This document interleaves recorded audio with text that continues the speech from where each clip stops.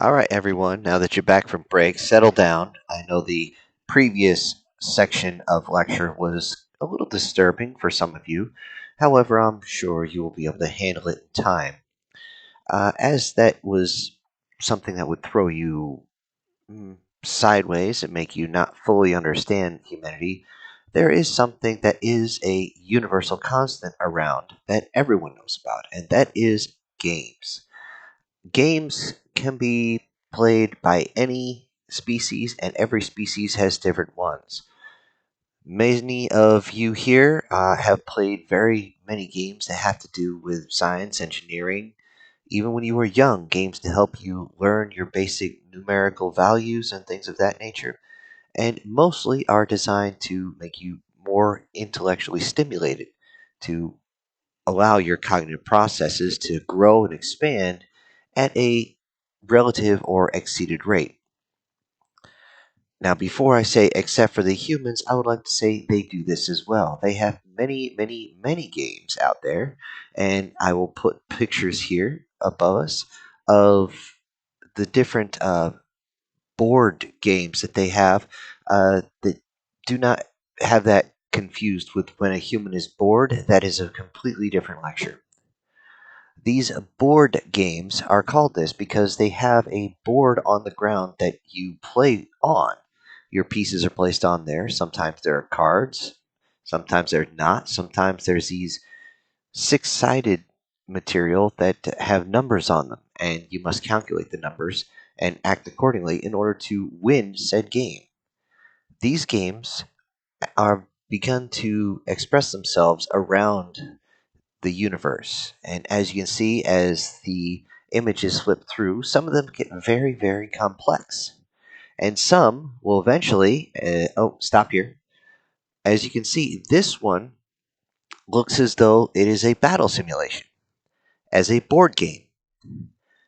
Well, it is. Humans have an innate ability to turn anything into a competition. It is just hardwired into their system. They cannot stop it. This one here, hold on, let me check my notes, is called uh, Battle Tech. Strange name. Yet it has been around for many, many of their decades, and they never seem to want to let it go. It is very much a war simulation, and because of that, you will have further lectures on how humans have reshaped warfare, but that is beyond the scope of this lecture. If I move on to the next slide, no, we're moving on to the next slide. Put your hands down. You can see that this next one here does not seem to have any military figurines. This is a very common one for up to 4 players called Catan, if I'm pronouncing that correctly. I have trouble with human words. But this has more to do with logistics and research, but it's still a game to see if you can bring your logistics up faster and more efficient than everyone else. These are games that are recommended. However, I will show you games that are not recommended by the majority of all species aside from human. Hold on, let me flip the video. As I talk, you can watch these videos, and this is a game they call football. Actually, they have many games called football. However, this one is much more violent. Yes, that was two humans crashing into each other at terminal velocity. And as you can see, they get right back up as they're wearing armor so that they can take that type of hit. For many of the species here, even if you were in protected plates, a hit like that would send you into the hospital for probably a week, and you'd have another 2 or 3 months of recovery time before you're even walking straight. However, humans love their competitive sports. Here's another one that is not as violent. It is called basketball. And as you can see, they are running around. They're not actually hitting into each other much. However, as you can see in this clip, one of the competitors goes up and is immediately pushed down. And yes, that is against the rules, and he was fouled, quoting his hands up. And now he gets a chance to score more points. However, he still hit the ground at a relatively high speed comparison to most.